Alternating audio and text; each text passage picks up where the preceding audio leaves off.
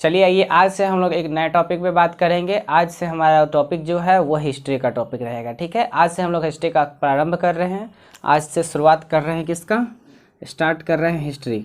ठीक है, देखिए मेन चीज़ हम लोग के दिमाग में क्या बैठा रहता है, हिस्ट्री एक रटने वाला सब्जेक्ट है, रट लेंगे काम चल जाएगा। देखिए रटने से क्या चीज़, कोई चीज़ रटिएगा तो कितना दिन आपके दिमाग में रहेगा, कुछ दिन रहेगा, एक दिन, 2 दिन, 1 सप्ताह, 2 सप्ताह, 1 महीना के अंदर आप उसे भूल जाइएगा। ठीक है, लेकिन अगर आप उसे समझ लेते हैं तो आपके दिमाग में जो जब तक मतलब आप उसको समझे रहिएगा तब तक मतलब जितना दिन चाहे उतना दिन आप याद रख सकते हैं। ठीक है, तो कोई चीज़ समझ कर न याद रखना बहुत आसान होता है, उसको रटने की ज़रूरत नहीं पड़ता है। सिर्फ एक बार ध्यान से समझ के सुन लीजिए, उसको इंटरेस्टिंग बना दिया जाएगा ना। तो किसी चीज़ को अगर इंटरेस्टिंग बना दिया जाए तो वो सुनने में और बहुत अच्छा लगता है। ठीक है ना, सुनने में अगर अच्छा लगता है तो डेफिनेटली आपको याद वो रह जाता है। कोई फिल्म ही आप देखने जाते हैं सिनेमा हॉल में तो देखते हैं फिल्म का हर एक सीन आपको याद हो जाता है। कैसे याद होता है, कभी सोचा है आपने?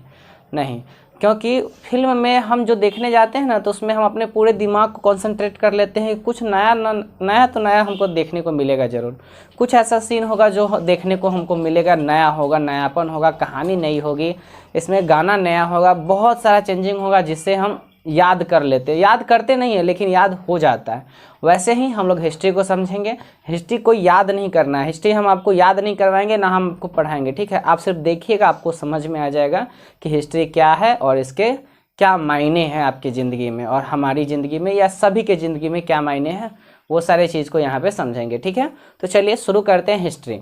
ठीक है, हिस्ट्री हम रटने वाला कोई बात नहीं यहाँ पे करेंगे, बहुत आसान शब्दों में हम समझने का प्रयास करेंगे। ठीक है, हिस्ट्री में सबसे पहले क्या होता है कि हिस्ट्री में बहुत सारे जो स्टूडेंट होते हैं, जैसे आप और हम जितने भी हैं, सब सोचते हैं कि हम लोग प्राचीन से स्टार्ट करेंगे, प्राचीन से पढ़ते हुए हम लोग पीछे की तरफ चलेंगे। लेकिन ये गलत धारणा है कि प्राचीन से स्टार्ट कीजिएगा। आप हिस्ट्री के शुरुआत से उठिए। कोई चीज़ देखते हैं शुरू से जो काम करते हैं उसको देखने में कितना मज़ा आता है। अगर फिल्म ही आपको बीच से दिखाया जाए तो क्या आपको अच्छा लगेगा? नहीं अच्छा लगेगा। लेकिन वही चीज़ आप शुरू से कीजिएगा ना तो देखने में आपको बहुत मज़ा आएगा।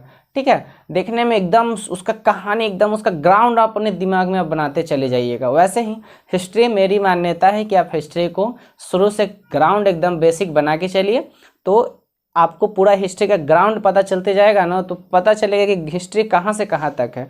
लेकिन आपको रटना नहीं है हिस्ट्री। ठीक है, हिस्ट्री केवल समझना है और समझ करके उसका आपको दिमाग में रखना है। ठीक है, चलिए हिस्ट्री को हम सबसे पहले 3 कालखंड में बांट देते हैं। ठीक है, 3 कालखंड में बांट देते हैं। पहला जो है प्राग ऐतिहासिक। ठीक है,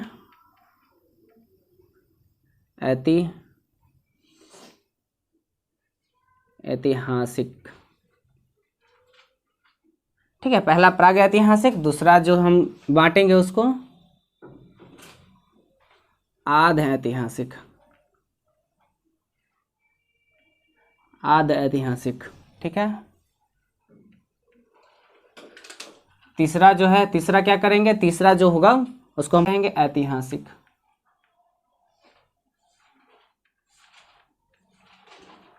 चलिए अब समझते हैं। देखिए प्राग ऐतिहासिक काल वो काल था जिस समय मानव जन्म ही लिया था। मानव का मतलब शुरुआत हुआ था, जैसे किसी बच्चे का जन्म होता है तो जन्म के समय से ही, ठीक ना, उसका मतलब समय निर्धारण होता है। तो माना ऐसा जाता है कि प्रागैतिहासिक हमारा जन्म का स्टार्टिंग, मानव का स्टार्टिंग समय था। ये इसके 3 टाइप तो समझिए कि इसका 3 टाइप, पहला टाइप हो गया प्रागैतिहासिक और दूसरा टाइप आध्यैतिहासिक और तीसरा टाइप हो गया, यानी तीसरा परिवार जो होगा इसका मतलब तीसरा भाग जो हो गया ऐतिहासिक। ऐतिहासिक में हम लोग क्या क्या पढ़ते हैं, प्राचीन, आधुनिक और मतलब प्राचीन, मध्य और आधुनिक पढ़ते हैं। ठीक है, अब चलिए पहले शुरू से बात करते हैं, थोड़ा सा शुरू से समझते हैं। तो ये जो था ना, ये इसमें भी पुरातात्विक स्रोत मिले हैं।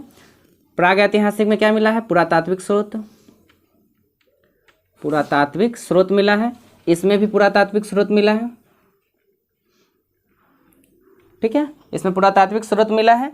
अब इसमें देखिए, इसमें पुरातात्विक स्रोत मिला है, इसमें भी पुरातात्विक स्रोत मिला है, उसमें भी पुरातात्विक स्रोत, तीनों में यानी पुरातात्विक स्रोत मिला है। ठीक है, ऐतिहासिक में भी पुरातात्विक स्रोत मिला है।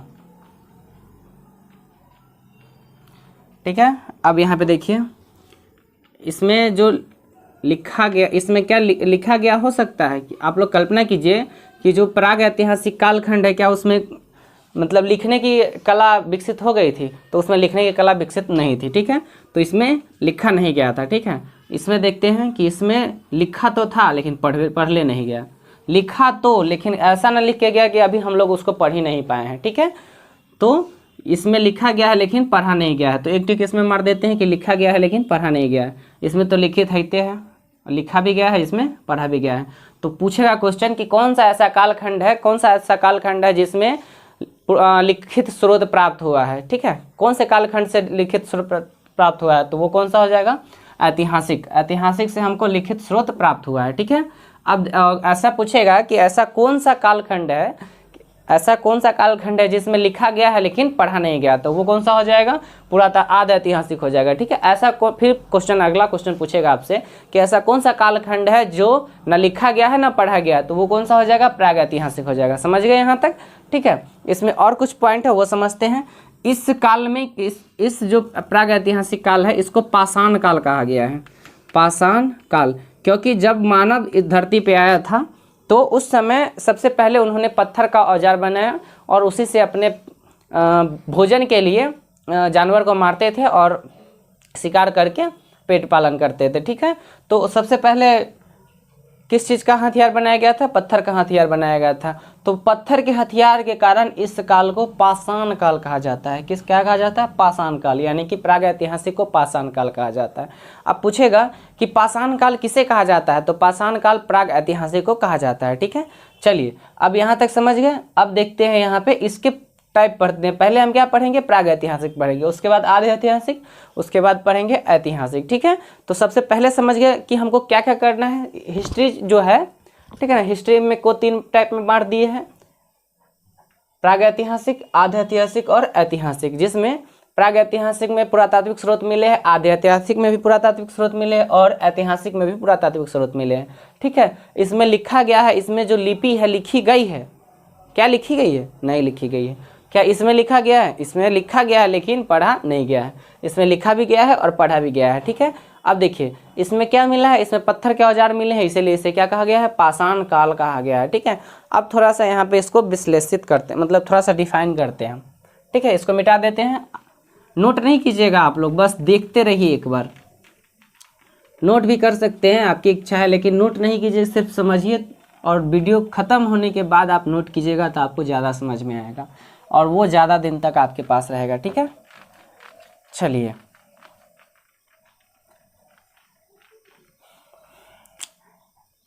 पहला है हमारा प्राग ऐतिहासिक। प्राग ऐतिहासिक पहले हमको पढ़ना है क्या? प्राग ऐतिहासिक, ठीक है। इसे हम 3 टाइप में डिवाइड करते हैं। इसे 3 टाइप में डिवाइड करते हैं। पहला का पूरा पाषाण, दूसरा का मध्य पाषाण,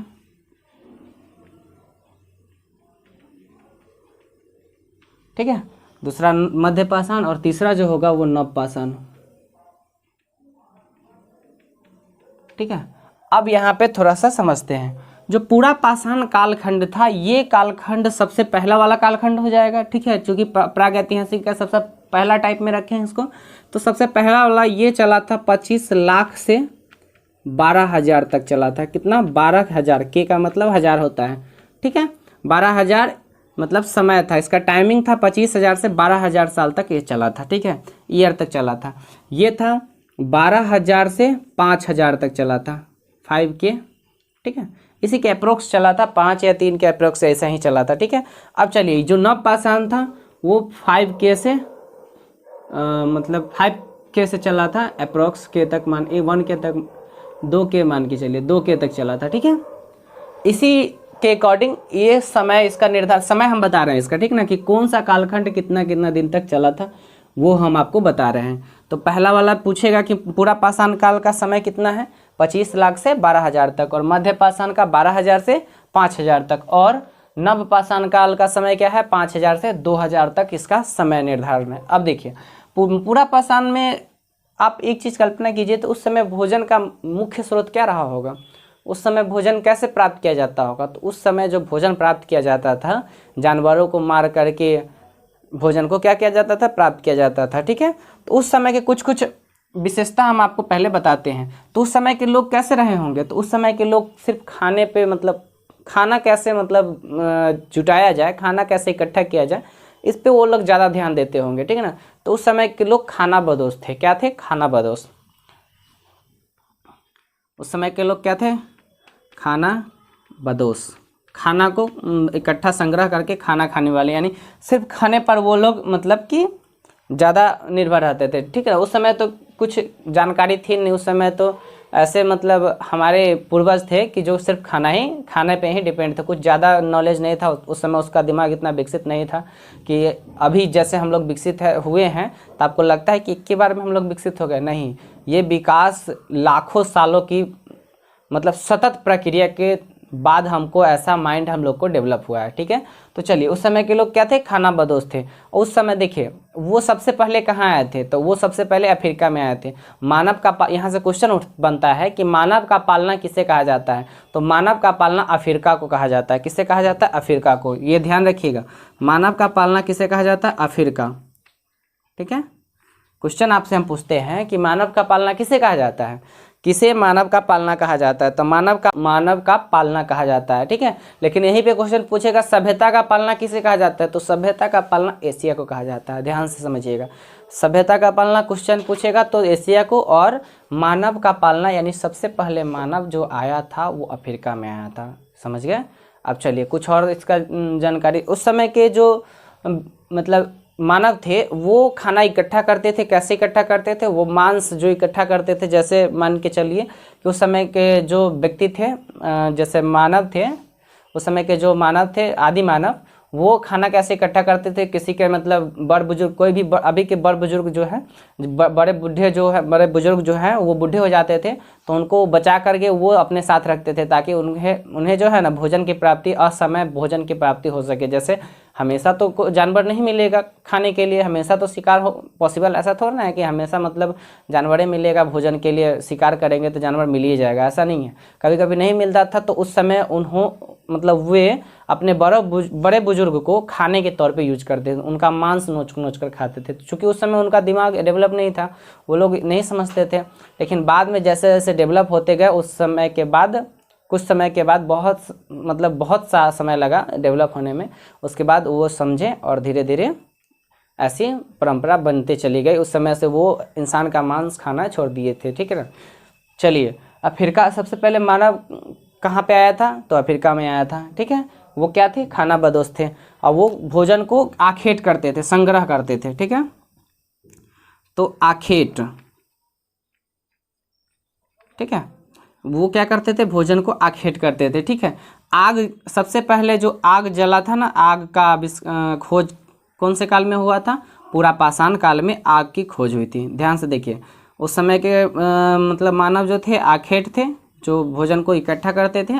और सबसे पहले कहाँ आए थे? अफ्रीका में आए थे। खाना बदोश थे, वो खाने के लिए ही जीते थे।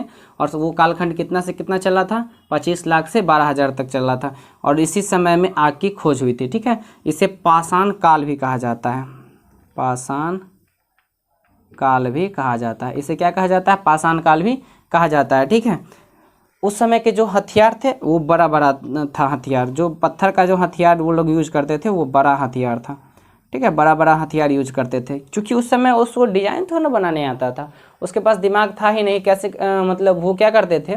पहाड़ी पे चले जाते थे, ऊंचे जगह पे चले जाते थे और पत्थर से इकट्ठा करते थे। और कोई पीछे से जानवर का जैसे झुंड आता है, उसको पीछे से हुरका देते हैं, देहाती भाषा हुरकाना यानी आगे की तरफ बढ़ा देते थे।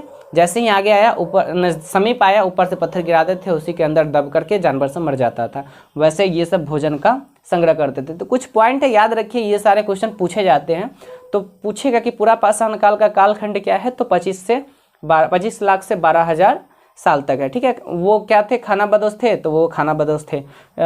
सबसे पहले कहाँ आए थे? अफ्रीका में आए थे। उसके बाद वो आखेट थे, भोजन को आखेट करते थे, और इसी कालखंड में आग की खोज हुई थी। ठीक है, और इसी कालखंड को पाषाण काल कहा जाता है। इसमें बड़े बड़े पत्थर के औजार का उपयोग किया गया है। आई होप आपको ये सारे पॉइंट समझ में आया होगा।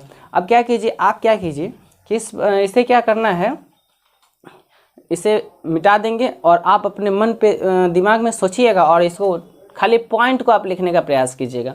जैसे पहले मैंने लिखा है हिस्ट्री के 3 भाग मैंने बताया, प्रागैतिहासिक, आधे ऐतिहासिक और ऐतिहासिक। ठीक है, तो प्रागैतिहासिक का हम लोग टॉपिक पढ़ रहे हैं। प्रागैतिहासिक को भी हम 3 भाग में डिवाइड किए हैं, पूरा पाषाण, मध्य पाषाण और नव्य पाषाण। ठीक है, आगे उसके बाद क्या कीजिएगा कि हम पूरा पाषाण आज हम लोग पढ़े हैं, पहला आज पूरा पाषाण पढ़े हैं।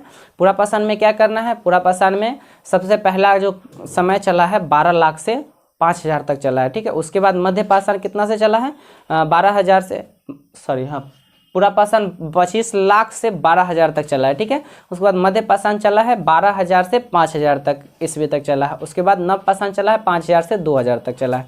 ठीक है, ऐसे करके सीरीज बाई सीरीज आप लोग अपने दिमाग को कॉन्सेंट्रेट करके लिखने का प्रयास कीजिएगा। ठीक है, देख करके नहीं, अपने से लिखने का प्रयास कीजिए।